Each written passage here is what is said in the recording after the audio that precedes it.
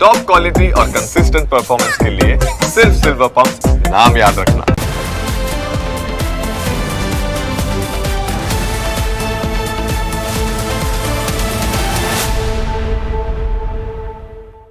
સૌથી પહેલા વાત કરીએ બાળકીઓના મોતને લઈને ઘેરાતા રહસ્ય વિશે।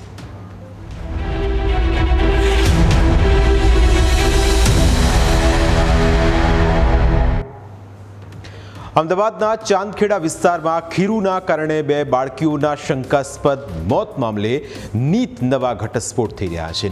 નવી વાતો સોશિયલ મીડિયા ઉપર વહેતી થઈ છે, પરંતુ હકીકત શું છે તે હજુ સુધી કોઈ જ નથી જાણતું। તેવામાં ન્યૂઝ કેપિટલની ટીમ સત્ય ચકાસવા માટે ચાંદખેડામાં રહેતા પ્રજાપતિ પરિવારના ઘરે પહોંચી। અમારા સંવાદદાતા મિહિર સોલંકીએ પરિવાર સાથે બેસીને વાતચીત કરી। આ વાતચીતમાંથી કેટલીક ચોંકાવનારી વાતો બહાર આવી છે। પ્રજાપતિ પરિવારના મોભી અને 2 માસૂમ દીકરીઓના દાદા ગૌરીશંકરે આક્ષેપ કર્યો કે ખીરુના કારણે 2 બાળકીઓના મોત થયા છે। દાદીએ બાળકીઓની માતા ભાવનાને કહ્યું હતું કે ખીરુ પાછું આપી આવું, પરંતુ ભાવના માની નહોતી। દાદીએ ભાવનાને એવું પણ કીધું હતું કે આ ઢોસો ન ખવડાવ, છતાં પણ ભાવનાએ દીકરીને ઢોસો ખવડાવ્યો હતો। જોકે હજુ સુધી FSR રિપોર્ટ આવ્યો નથી, પરંતુ શું ખીરુના કારણે જ થયા છે કે મોત, કેમ કે તે હજુ એક સવાલ છે। આ સવાલો વચ્ચે હવે ફરીવાર ખુદ ઘેરાયું છે। પહેલા પરિવારે આક્ષેપ કર્યો હતો કે ખીરુના કારણે બાળકીઓના મોત થયા છે, પરંતુ હવે આ નિવેદનથી તેઓ પીછેહટ કરતા હોય તેવું લાગી રહ્યું છે। તેમના નિવેદનોમાં તફાવત જોવા મળી રહ્યું છે। પહેલા સાંભળીએ 6 એપ્રિલના રોજ દીકરીઓના દાદા ગૌરીશંકરે શું કહ્યું હતું। સાંજનો ટાઈમ હતો, હું ને મારા ભાઈ મંદિરે જમવા ગયા હતા અને છોકરો કહે કે મારે જમવું નથી, મારે ઢોસા ખાવા છે। એટલે એ ત્યાંથી આવ્યો। પછી 8 વાગ્યાની આસપાસ ઘનશ્યામ ડેરી ચાંદખેડા આયુષ રોડ ઉપર છે, ત્યાંથી ખીરું લાવ્યો 3 કિલા। પછી એ લાવ્યા, પછી એને એની વાઈફે ખીરુના પહેલાં ઢોસા બનાવીને આપ્યા, એટલે એને ખાધા પછી એને સવારે ઉઠ્યો ત્યારે ઉલટીઓ ચાલુ થઈ ગઈ ને જે પાણી પીયો તો પાણી બી ના રહે, એટલે એને રિધમ હોસ્પિટલમાં એડમિટ કર્યો। પછી બીજા દિવસે જ્યારે એડમિટ કર્યો ને એ દિવસે પછી એને વાઈફને ખબર નહીં કે આ ખીરાથી થયું છે। પછી એને વાઈફે ને એની નાની છોકરી હતી, એને બી એક ઢોસો ખવડાવી દીધો ને એને બી ખાધું, એટલે એ બી બીજા દિવસથી ઉલટીઓ ચાલુ થઈ ગઈ। તમારી આ માંગ છે કે આ એ રીતનું ખીરું વેચે છે એ ખીરા ઉપર પ્રતિબંધ લગાવવો જોઈએ ને બીજા લોકો એનાથી કોઈ તકલીફમાં ના આવે ને આવી રીતે ફેમિલીને પૂરી ગમાવે નહીં। એના ઉપર પોલીસ કાર્યવાહી પૂરી થવી જોઈએ। CCTV ફૂટેજમાં એનું બધું કાઢવું જોઈએ। એને અગર ડિલેટ માર્યો તો એ પાછું બેગ લઈને ભાઈ જોવું, એનું નિષ્કર્ષ કાઢવું જોઈએ। જે ગૌરીશંકરે 6 એપ્રિલના રોજ એવો દાવો કર્યો હતો કે ખીરું ખાવાના કારણે પરિવારની તબિયત લથડી હતી, તે જ ગૌરીશંકર હવે એવો દાવો કરી રહ્યા છે કે બાળકીઓ કે પરિવારના સભ્યોએ ખીરું ખાધું છે કે નહીં તેના વિશે તેઓ જાણતા નથી, કારણ કે તેમણે ખીરુના ઢોસા બનાવતા કે ખાતા કોઈને જોયા ન હતા। આ વાતનો ખુલાસો ગૌરીશંકરે ન્યૂઝ કેપિટલના સંવાદદાતા મિહિર સોલંકી સાથેની વાતચીતમાં કર્યો। સાથે જ દીકરીઓના દાદી એવું પણ કહેતા સાંભળવા મળ્યા કે તેઓ ભગવાનને પ્રાર્થના કરી રહ્યા છે કે ઘરમાંથી કોઈનું નામ ના। દાદીના આ શબ્દો પણ એ શંકા ઉપજાવે છે કે બાળકીઓના મોત પાછળ ઘરની જ કોઈ વ્યક્તિ સામેલ હોઈ શકે છે। एक दिन दूसरे दिन भरी है, वो बच्चियों में न तो खाया है, उसको भी खीरा खिलाया नहीं खिलाया, हमने नहीं देखा, मेरी वाइफ ने नहीं देखा, तो हम कैसे कर सकते हैं बच्चों को खिलाया। लेकिन हमको एक शक पड़ गया कि भाई खीरा लाया था वो, और घर में ऐसा सुना कि दूसरे दिन बहू ने भी खाया, बच्ची छोटे बच्चे को खिलाया, सुना है, लेकिन देखा तो नहीं है ना हमने भी।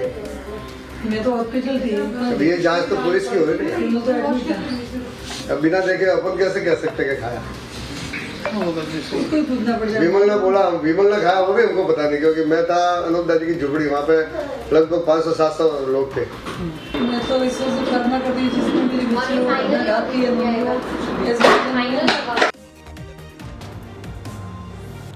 પોલીસના કહેવા મુજબ માતા ભાવના અંધશ્રદ્ધામાં માનતી હતી અને પુત્ર પ્રાપ્તિ માટે માનતા રાખતી હતી. પોલીસને માતાની એક ડાયરી પણ મળી આવી છે, જેમાં પુત્ર પ્રાપ્તિ અંગે લખાણ નોંધાયેલું છે. ચોંકાવનારી વાત તો એ પણ છે કે નાની બાળકીનું મોત થયું તે સમયે તેની પાસે માત્ર માતા ભાવના હાજર હતી, જેને કારણે પોલીસ માટે ભાવના પ્રાઇમ સસ્પેક્ટ માનવામાં આવી રહી છે. ભાવનાની ઘરે તપાસ કરતા ત્યાંથી એક ડાયરી મળી આવેલ છે, જેમાં તેણે પુત્ર પ્રાપ્તિ માટેની જે પોતાની ઈચ્છાઓ છે એ લખેલી છે. એક પુત્રી તેને પોતાને ઓલરેડી હતી મિષ્ટી, અને બીજી દીકરીનો બી જન્મ થયો છે. એ પહેલાંની ડાયરી છે, એટલે તેમાં એ પોતે લખેલું છે કે ભાઈ મને જો પુત્ર પ્રાપ્તિ થશે તો હું પગે લાગવા જઈશ મંદિરે. એવી અપેક્ષાઓ એણે પોતાની ડાયરીમાં લખેલી છે. ફોસ્ફેટ જે બ્લડમાંથી મળી આવ્યું છે માતા પિતાના, આની અસર જંતુ ઉપર શું થાય અને માણસ ઉપર શું થાય? અસરો અલગ અલગ હોય છે. એમાં ઊંઘ આવી એક પ્રકારની અસર છે, એ સિવાય અલગ અલગ અસરો થઈ શકે, પરંતુ એ ડૉક્ટરનો એમાં અભિપ્રાય લેવો જરૂરી છે. બીજી તરફ બાળકીઓના માતા પિતા એટલે કે વિમલ અને ભાવનાના બ્લડ સેમ્પલમાં એલ્યુમિનિયમ અને ઝીંક મળી આવ્યું હોવાની વાત છે. એક વાત એવી પણ સામે આવી હતી કે પરિવારમાં ઝઘડા થઈ રહ્યા હતા, પરંતુ પરિવાર એ વાતનો ઇનકાર કરી રહ્યું છે. ન્યૂઝ કેપિટલના સંવાદદાતા મિહિર સોલંકી સાથેની વાતચીતમાં પરિવારે ઘર કંકાસની વાતનો સ્પષ્ટ ઇનકાર કર્યો. આજે અમે મળ્યા તેમાં એવી રીતના આવ્યું ભાઈ કંઈક એમના બ્લડમાં એલ્યુમિનિયમની ઝીંક ને એવું મળ્યું છે. રિપોર્ટમાં એવું મળ્યું. હા, તો એ હવે એની જાંચ તો થશે જ. અમારા છોકરો ને એમના વાઇફના. હા, એની જાંચ થાય તો એ જો ભલે છોકરો હોય ભલે વાઈફ મારે બહુ હોય, એવું આવું કરતા કરવાવાળાને સજા અને ગવર્મેન્ટને આપવી જ જોઈએ. તો અમે તો હજી સુધી રોટલી નહીં ભાવતી એવી હાલત છે. બોલો કેમ કે ફૂલ જેવા છોકરા રમતા હોય કેવું લાગે? ડાયરી મળી છે ને એમાં એવું લખ્યું હતું ભાઈ પુત્ર ઈચ્છા ને એમને બધું લખાણ ને બધું એ ડાયરીના બારે અમે નહીં જાણતા, પણ અમને જોઈ નથી ને અમને કોઈ દિવસ બતાવી, એ તો એને જ ખબર. એ લોકો વચ્ચે ઝઘડાઓ થતા હતા. પોલીસને એવું કહેવું છે કે ઝઘડા તો આજ સુધી કોઈ સાંભળ્યો નહીં. હવે આપણા ઘરમાં તો અમને નહીં સાંભળ્યું. હવે એ લોકોને થયો હતા એ બેની મારી કરતો જ હોય. ઘરમાં તો નહીં થયો. ઘરમાં તો કોઈ દિવસ હસતી હસતી જ રહી છે મારે. પરિવાર સ્પષ્ટ કહી રહ્યો છે કે ઘરમાં કોઈ પણ પ્રકારનો વિવાદ ન હતો. શંકા કોના ઉપર કરવી તે પણ એક મોટો સવાલ છે. ઘરના મોભી ગૌરીશંકરનું કહેવું છે કે આ ઘટનાથી તેઓ ખૂબ વ્યથિત હતા, એટલે જ તેમણે તપાસ કરાવવા માટે જાતે જ પોલીસને જાણ કરી હતી. આ કેસ તો ગવર્મેન્ટનો છે, મેં કર્યો નથી, ગવર્મેન્ટે કર્યો છે. ગવર્મેન્ટને મેં કરવાનું કીધું હતું. ત્યાં જ્યારે એ છોકરી ઓફ થઈ ત્યારે મેં ત્યાં હોસ્પિટલમાં કીધું કે મારે આનું કેમ જોઈએ, કેમ કે એક છોકરી કાલે ગઈ, એક છોકરી આજે ગઈ.